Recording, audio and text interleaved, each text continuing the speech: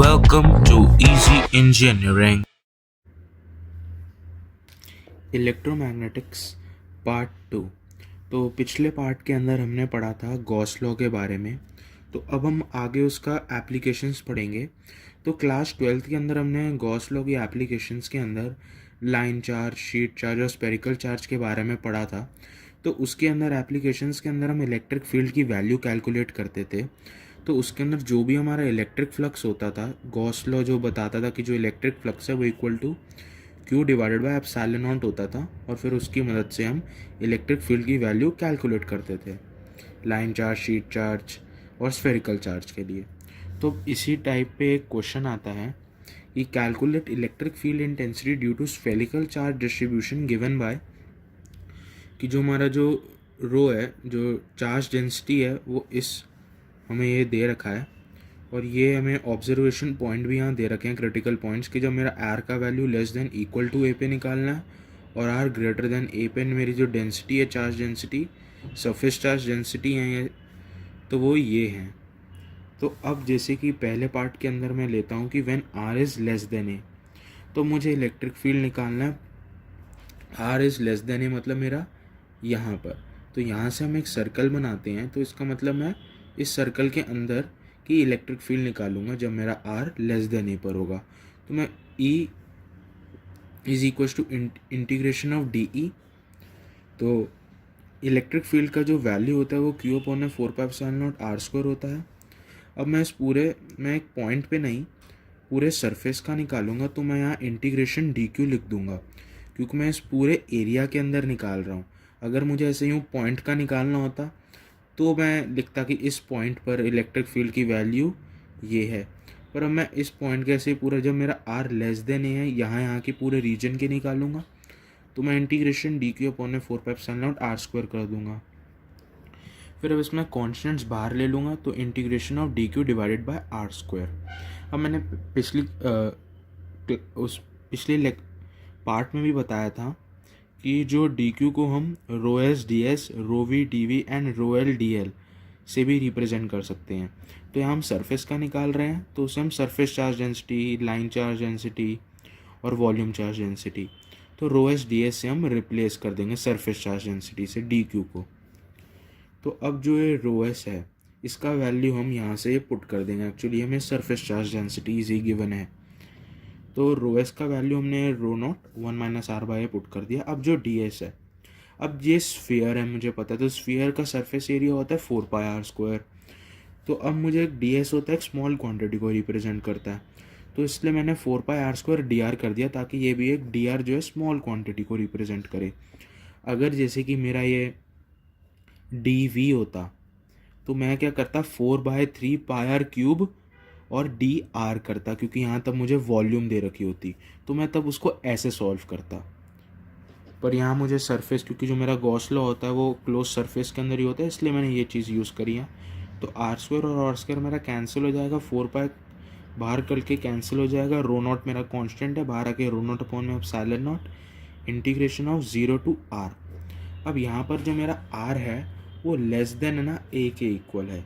तो अब जो मेरा a जो है वही ऑब्जर्वेशन पॉइंट है, a के बेसिस पे मुझे जज करना है कि जब मेरा r ग्रेटर देन a पर होगा।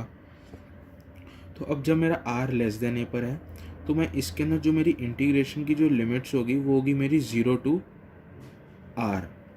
तो अब मैं क्या करूँगा, जो मेरा a होगा इसको तो मैं ऐसे ही लिखूँगा। तो अब 1 - r/a dr होगा, इसको मैं इंटीग्रेट करूँगा विद रिस्पेक्ट टू r, क्योंकि जो मेरा a है ये मेरा ऑब्जर्वेशन पॉइंट है। तो r के रिस्पेक्ट में जब मैं इसे इंटीग्रेट करूँगा और 0 to r यूँ पुट करूँगा, तो मेरा ये r is less then a पर ये निकल जाएगा। इसके यहाँ मैंने ये लिमिट 0 to r इसलिए ली क्योंकि ये r is less then a के लिए गिवन है। तो यहाँ पर जो ये a को है मैंने ऑब्जर्वेशन पॉइंट माना है। अब जैसे कि अब मैं अगर r इक्वल टू a पे निकालूंगा, तो मैं पहले यही कैरी आउट करूँगा, और इस स्टेप के बाद मैं r की वैल्यू a पुट करूँगा। अगर मैं इस स्टेप के अंदर r की वैल्यू a पुट कर दूँ तो मेरा क्वेश्चन गलत हो जाएगा। तो मुझे सेकंड पर जब मेरा r इक्वल टू a होगा, तो पहले मैं पूरा इंटीग्रेट करके इस स्टेप पर आऊँगा और फिर उसके बाद r इक्वल टू a की वैल्यू पुट करूँगा। तो मुझे गलती नहीं करनी कि हम यहीं पर ही a की वैल्यू पुट करके अपना आंसर को गलत कर दे। तो हमें पहले पूरा इसका आंसर निकालना है, फिर हमें, क्योंकि ये ऑब्जर्वेशन पॉइंट है r, पहले तो हम इंटीग्रेट नॉर्मली यहाँ तक करेंगे 0 टू r की लिमिट का, क्योंकि गॉसियन सरफेस क्या कहता है, अगर हमें किसी भी पॉइंट का सपोज यहाँ का निकालना हो तो हम इसके एरिया में लेंगे, तो जो इसका यूँ r होगा हम उस पर जज करेंगे। अगर मुझे यहाँ निकालना है तो उसके अंदर भी मैं 0 टू r ही लूँगा, तब मैं इसके अंदर क्या होगा, मेरा जो r होगा वो a के इक्वल होगा, और जो इसके अंदर जो मेरा r है वो लेस देन a के इक्वल है। तो मैंने ये करा, तो a की जो भी वैल्यू होगी वो मैं ऐसे डाल के, अगर कुछ भी गिवन होता है जैसे कि यहाँ, तो मैं आंसर निकाल लेता।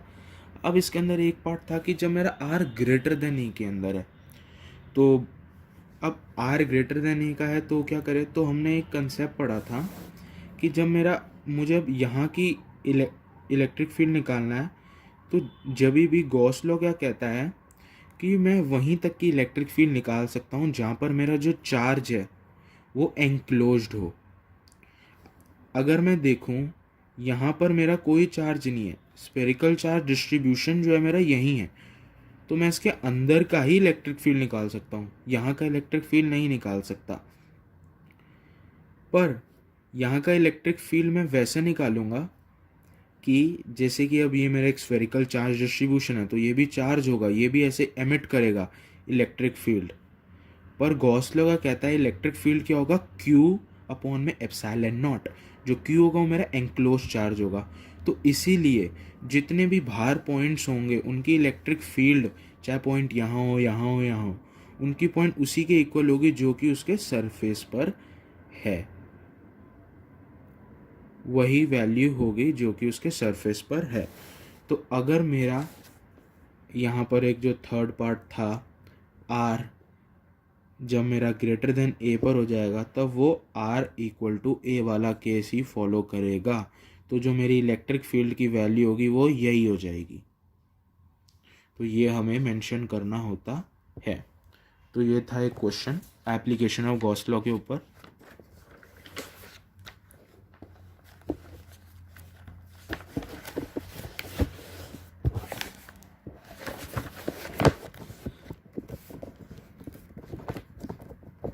अब इसके बाद एक और इम्पॉर्टेंट डेरिवेशन आता है जो कि एग्ज़ाम पॉइंट ऑफ व्यू से बहुत ही इम्पॉर्टेंट है।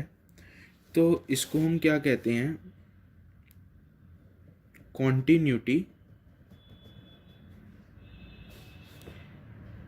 इक्वेशन। तो इक्वेशन ऑफ कॉन्टिन्यूटी का हमें डेरिवेशन आता है। तो इसके अंदर क्या, जो इक्वेशन ऑफ कॉन्टिन्यूटी को हम conservation of law of conservation of energy भी कहते हैं। तो अब इसका डेरिवेशन के अंदर सबसे पहले हम ये देखेंगे कि फॉर कॉन्टिन्यूस करंट डिस्ट्रीब्यूशन, अगर जैसे कि मेरा एक ये कंडक्टर है, यहाँ पर मेरा करंट मतलब इलेक्ट्रॉन्स फ्लो कर रहे हैं, क्योंकि फ्लो ऑफ चार्ज ही मेरा करंट होता है। तो जैसे कि करंट मेरा कॉन्टिन्यूसली चार्ज डिस्ट्रीब्यूशन के अंदर, तो जो मेरी करंट का वैल्यू होगा वो इंटीग्रेशन ऑफ मतलब सरफेस इंटीग्रल, जब भी मैं यहाँ एस लिखता हूँ या तो सरफेस इंटीग्रल होता है, अगर मैं ऐसे यूँ करके वी लिख दूँ तो मतलब वॉल्यूम इंटीग्रल। तो इस पूरे सरफेस के अंदर जितना भी मेरा करंट है वो J डॉट डी एस होता है। अब ये कैसे आया, तो जो J होता है वो होता है करंट डेंसिटी, मतलब current per unit area, I upon में A, करंट डेंसिटी J होता है। तो मैं I is equal to J dot A भी लिख सकता हूँ। तो I को रिप्रेजेंट करने के लिए मैंने J डॉट A कर दिया है, जहाँ की ये मेरा जो है करंट डेंसिटी है। तो हमें पता नहीं कि इलेक्ट्रॉन्स कहाँ पर हैं, तो इसलिए हमने इसका यूज़ करा। तो यहाँ हमने ये ds लिख दिया, एक छोटे से एरिया के लिए हमने ये निकाला और फिर उसे इंटीग्रेट कर दिया ताकि पूरे के अंदर हमें करंट का वैल्यू मिल जाए। तो J डॉट ds हमने ऐसे करा। तो हम इसको इक्वेशन नंबर 1 मान लेंगे। फिर अब हमने पढ़ा था कि I क्या हो जाता है, Q बाई टी होता है। तो del Q by del T इसके अंदर हमने कर दिया है minus del Q by del T. और मैंने कहा था कि अगर हम dq को क्यू को रो वी डी वी कर सकते हैं। तो इसके अंदर हम क्या करेंगे, इंटीग्रेशन ऑफ वॉल्यूम इंटीग्रल, क्योंकि पूरी वॉल्यूम के अंदर है, यहाँ पर ये इंटीग्रेशन का साइन बनाएगा। डी क्यू की डेल क्यू की जगह हम रो वी डी वी लिख देंगे, और ये del by del T Q की जगह हम रो वी डी वी लिख देंगे, और जो डेल बाय डेल टी है वो बाहर रहेगा, minus del by del T, और क्यू की जगह हमने रो वी डी वी लिख दिया, ये मैंने पहले भी बताया था। पूरी वॉल्यूम के अंदर अगर हम देखेंगे तो ये दो इक्वेशंस हो गई। तो सबसे पहले हमें इक्वेशन ऑफ कॉन्टिन्यूटी के लिए ये दो चीज़ें याद रखनी है।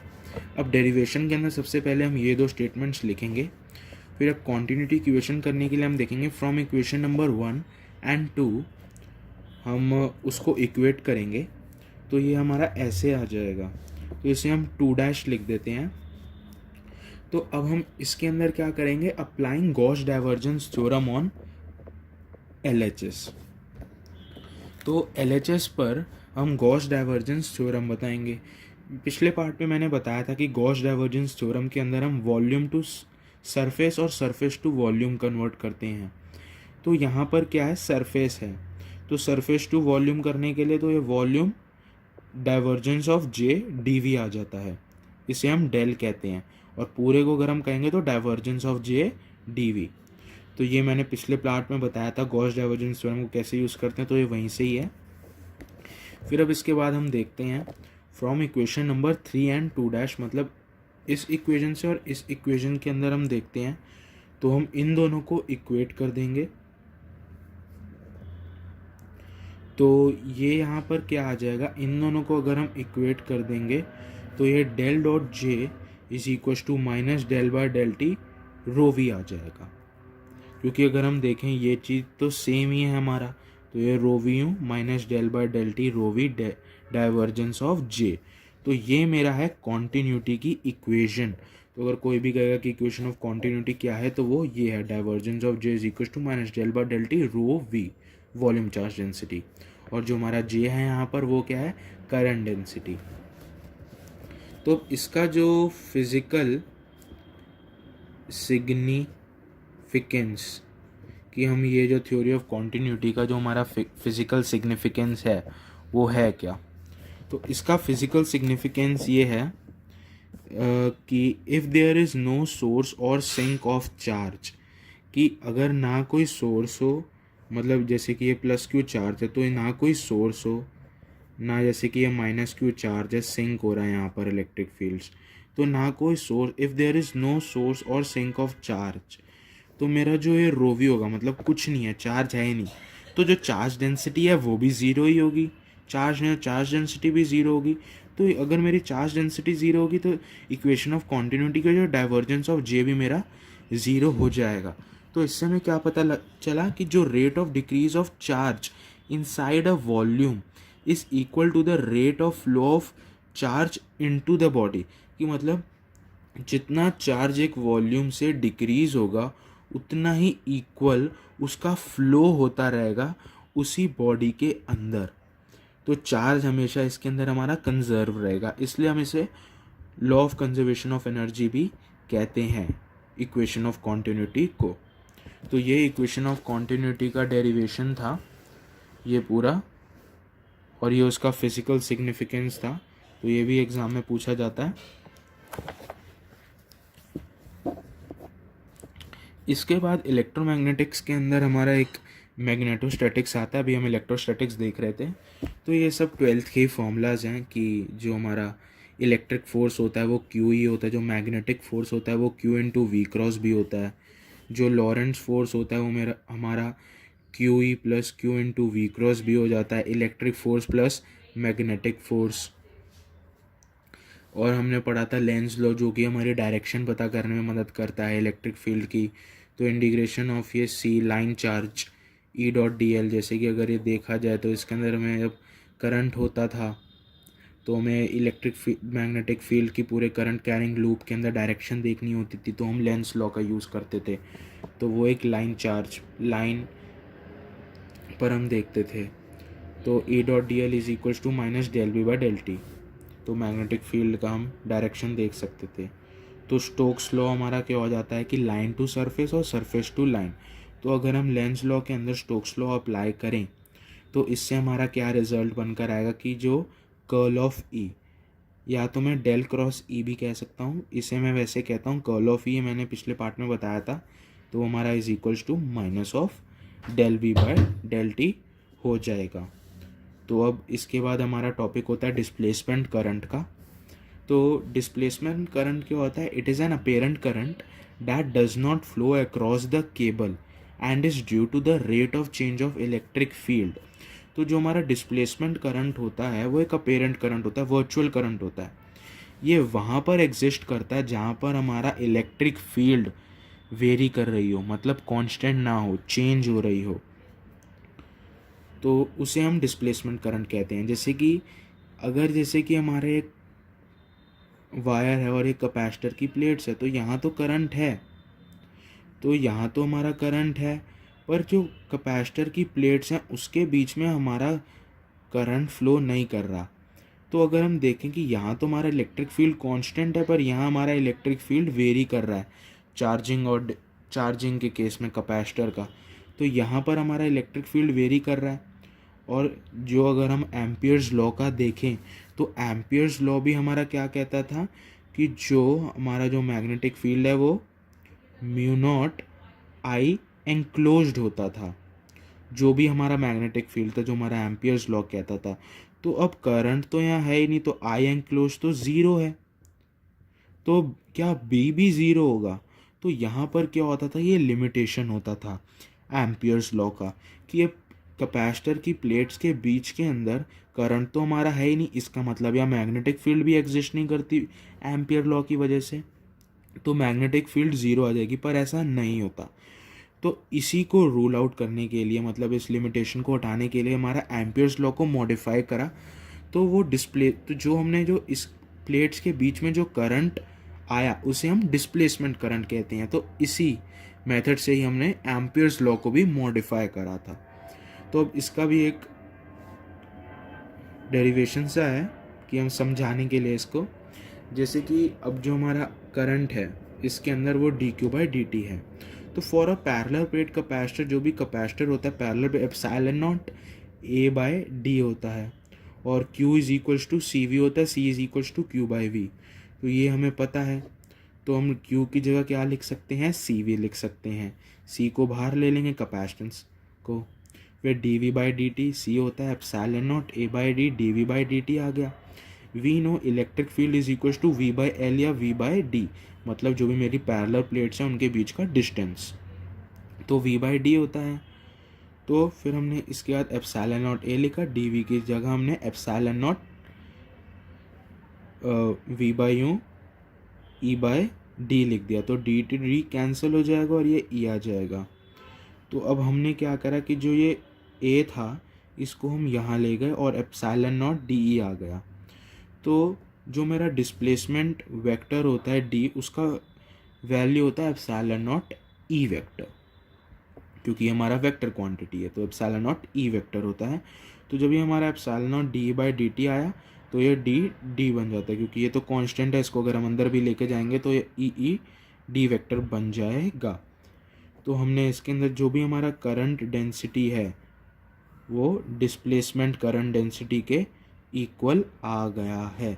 तो इसका मतलब क्या हुआ कि ऐसा नहीं है कि प्लेट्स के बीच में करंट हमारा है नहीं तो मैग्नेटिक फील्ड ज़ीरो हो जाए, नहीं, हमारा जो डिस्प्लेसमेंट करंट जो है इसके बीच में वो डेवलप होता है और वो उतना ही वैल्यू का होता है जितना इसके अंदर जो वैल्यू करंट डेंसिटी की उसकी वैल्यू भी उतनी ही है डिस्प्लेसमेंट करंट की। तो हमने उस डेरिवेशन से देख लिया है, तो प्लेट्स के बीच में भी मैग्नेटिक फील्ड एग्जिस्ट करेगी।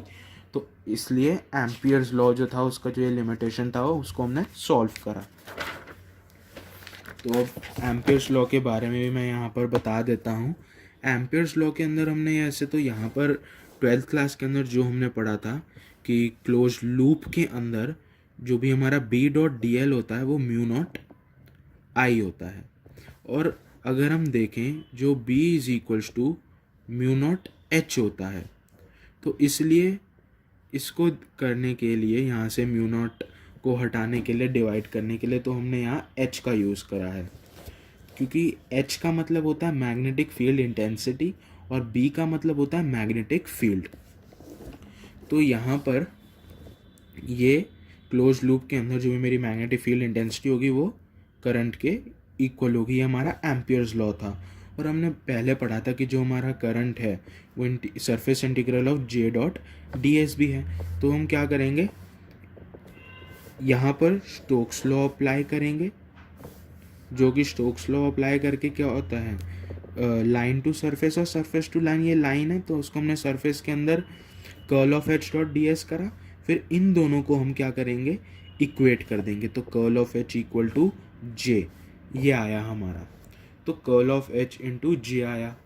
तो अब इसके अंदर हम क्या करेंगे, बोथ द साइड्स डाइवर्जेंस, मतलब डेल से डॉट प्रोडक्ट करेंगे। तो डेल से डॉट प्रोडक्ट को हम जैसे कि हम ऐसे कहेंगे कि ऑन बोथ साइड डाइवर्जेंस करेंगे हम।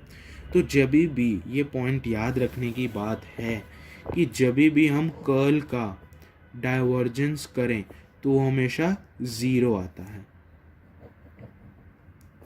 तो यहाँ पर हमने क्या करा कि डाइवर्जेंस करा बोथ द साइड्स, तो हमारा ये divergence of J equal to zero आ गया, जो कि पॉसिबल नहीं था। मैंने पहले भी हमें बताया था कि एम्पियर्स लॉ के अंदर यही एक लिमिटेशन था।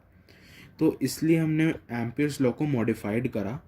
तो हमने यहाँ से शुरू करा कि जो curl of H is equals to J plus X ले लिया हमने।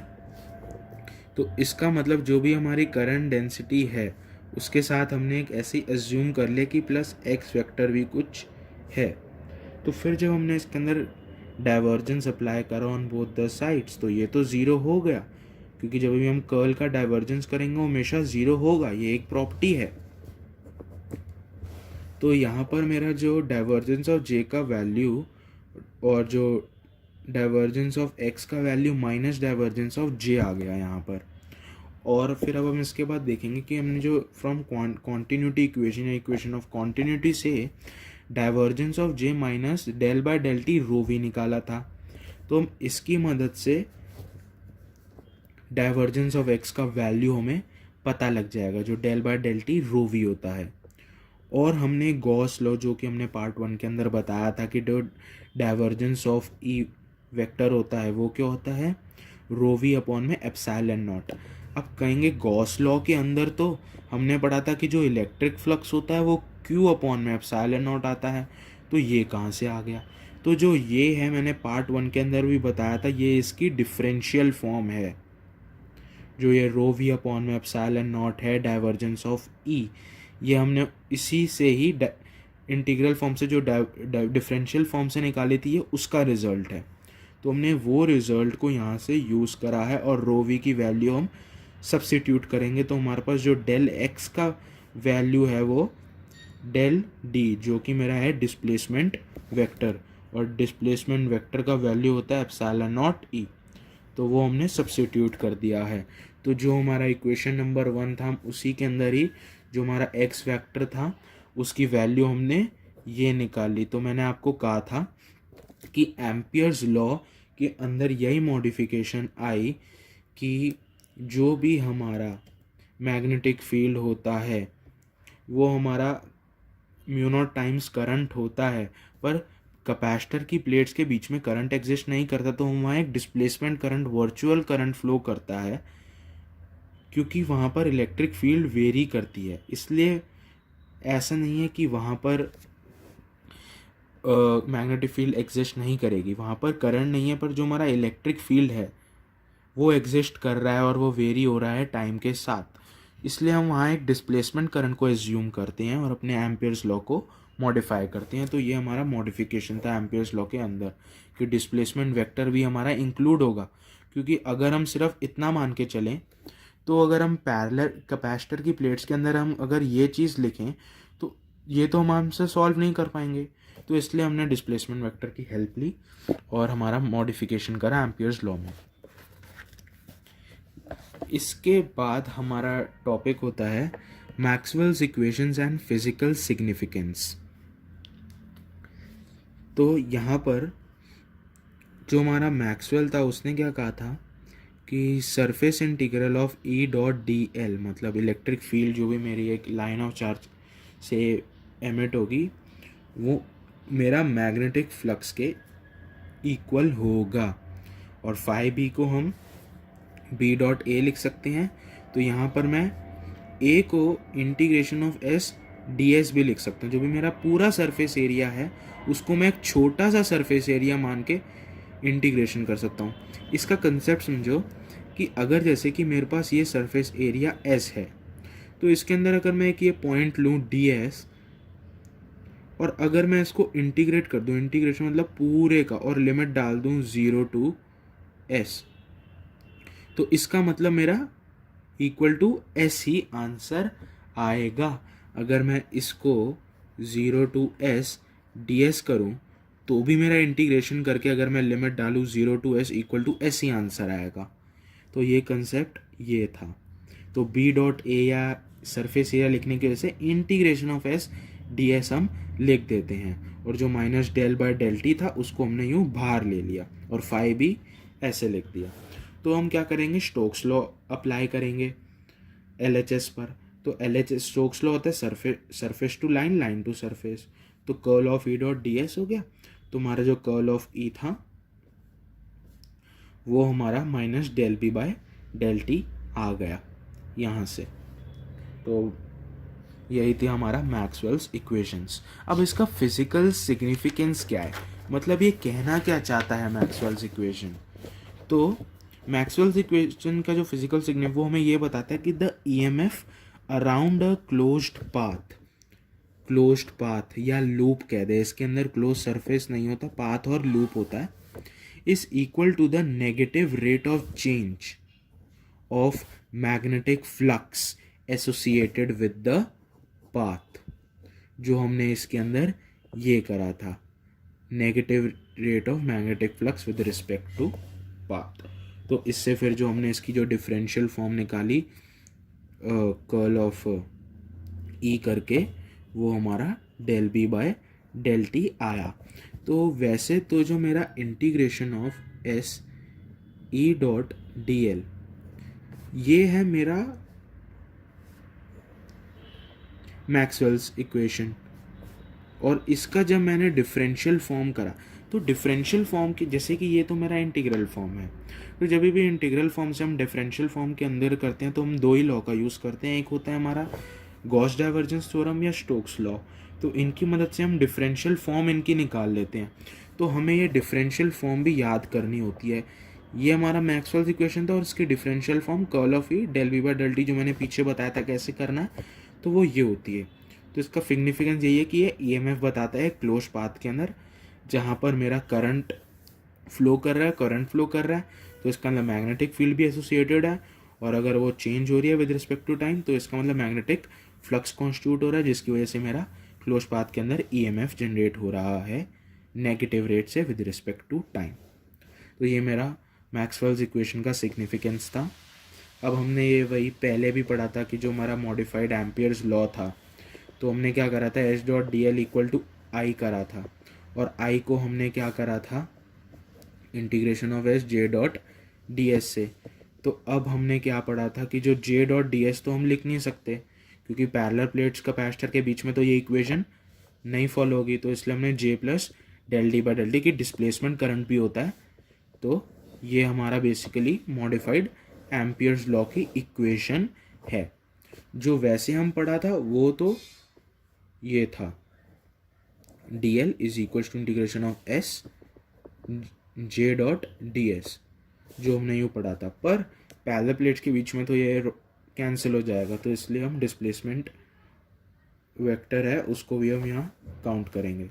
तो डिस्प्लेसमेंट वेक्टर का जो फॉर्मूला होता है एप्सिलॉन नॉट ई वेक्टर होता है, और जो मेरा करंट डेंसिटी होता है इसको हम करंट डेंसिटी कहते हैं, सिग्मा ई वेक्टर होता है। तो ये फॉर्मूला इंपॉर्टेंट है, इस पर डायरेक्ट न्यूमेरिकल्स भी आते हैं कि डिस्प्लेसमेंट वेक्टर निकालो या करंट डेंसिटी निकालो, तो ये फॉर्मूला और वैल्यूज़ पुट करके हम आंसर निकाल लेते हैं। तो और जो ये वाला है इसके अंदर क्या करा आप, जैसे कि यहाँ पर क्या है, ये लाइन है, तो मैंने क्या करा LHS पर स्टोक्स लॉ लगाया तो ये curl of H is equal to J plus del D by del T. तो ये मेरा इंटीग्रल फॉर्म है और ये मेरा डिफरेंशियल फॉर्म है। तो इंटीग्रल फॉर्म को देखो मैंने कैसे डिफरेंशियल फॉर्म में स्टोक्स लॉ अप्लाई करके निकाल लिया। तो इसलिए हम एग्ज़ाम में हमेशा इंटीग्रल फॉर्म को याद रखते हैं, क्योंकि स्टोक्स लॉ में पता है कि हम कैसे लगाना होता है। यहाँ बस कर्ल ऑफ एच करके वो इसके इक्वल हम उसको दिखा देंगे कि ये हमारा डिफरेंशियल फॉर्म है। तो अब इसका एम्पियर्स लॉ का फिजिकल सिग्निफिकेंस क्या है, मतलब ये क्या बताना चाहता है हमें कि जो एम्पियर्स लॉ का फिजिकल सिग्निफिकेंस ये है कि जो द मैग्नेटोमोटिव फोर्स जो हमारा MNF होता है लूप के अंदर, MNF कब होता है कि जब हमारा लूप के अंदर करंट हो, करंट से मैग्नेटिक फील्ड हो, तो वहाँ हमारा MNF जनरेट होता है। Around a close part is equal to the conduction current density this and displacement current density. तो जो हमारा मॉडिफाइड एम्पियर्स लॉ जो था वो हमें यही बता रहा है, MNF बता रहा है, जो कि किसके इक्वल होगा, क्लोज पाथ के अंदर करंट डेंसिटी और डिस्प्लेसमेंट करंट डेंसिटी के अंदर थ्रू अ क्लोज्ड पाथ। ये सरफेस नहीं होगा, ये पाथ होगा, क्योंकि यहाँ पर हम पाथ या लूप कंसिडर करते हैं। तो अब इसके बाद हमारा आ जाता है एक क्वेश्चन आ जाता है इसके ऊपर, जैसे कि यहाँ पर अभी हमें ये बताना है कि मेंशन मैक्सवेल्स, ये एक क्वेश्चन है कि mention Maxwell's equation for harmonically varying electric and magnetic field and give physical significance of each equation. तो जितना भी अभी हमने इलेक्ट्रोस्टैटिक्स और मैग्नेटिक स्टैटिक्स से अगर हमने देखा, तो जो भी मैक्सवेल्स की इक्वेशन क्या आई, जो ये आई कि डाइवर्जेंस ऑफ ई, तो ये रो वी अपॉन में एप्सिलॉन नॉट, ये है differential form of Gauss law. और डाइवर्जेंस ऑफ बी, मैग्नेटोस्टैटिक्स के अंदर गॉस लॉ फॉलो नहीं करता, इसलिए वो ज़ीरो हो जाता है, क्योंकि मैग्नेटिक मोनोपोल्स एग्जिस्ट नहीं करते। तो ये था गॉस लॉ फॉर मैग्नेटोस्टैटिक्स और ये इलेक्ट्रोस्टैटिक्स के अंदर। और हमने क्या पढ़ा था फिर, curl of E, Maxwell's equation के अंदर जो उसकी डिफरेंशियल फॉर्म थी, तो वो हमने minus del B by del T करा। और एम्पियर्स लॉ की डिफरेंशियल फॉर्म, तो वो current density plus displacement current density होता है। तो पूरे इलेक्ट्रोस्टैटिक्स के अंदर जो मैक्सवेल ने इन चीज़ों के बारे में हमें बताया, तो ये था हमारा मैक्सवेल्स इक्वेशंस। पर अब हमें क्या लिख रखा है कि हमें अब मैक्सवेल्स इक्वेशंस के अंदर चेंज करना है, और हमें कंडीशन क्या दे रखी कि जो हमारा जो इलेक्ट्रिक और मैग्नेटिक फील्ड हो वो हार्मोनिकली वेरी करे। तो अगर मेरा इलेक्ट्रिक फील्ड है मतलब हार्मोनिकली मतलब जैसे हमने सिंपल हार्मोनिक फॉर्म करा था, तो वो साइनोसॉइडल फॉर्म के अंदर होता है। हार्मोनिकली का ये मतलब है। तो अगर हमने यहाँ ई है तो ई नॉट कॉस ओमेगा टी, अगर हमने इसको लिख दिया कि जो मेरा इलेक्ट्रिक हार्मोनिकली वेरी कर रहा है, तो हमने इसके बाद क्या करा, according to Euler's identity. Euler's identity क्या होता है, e to the power iota theta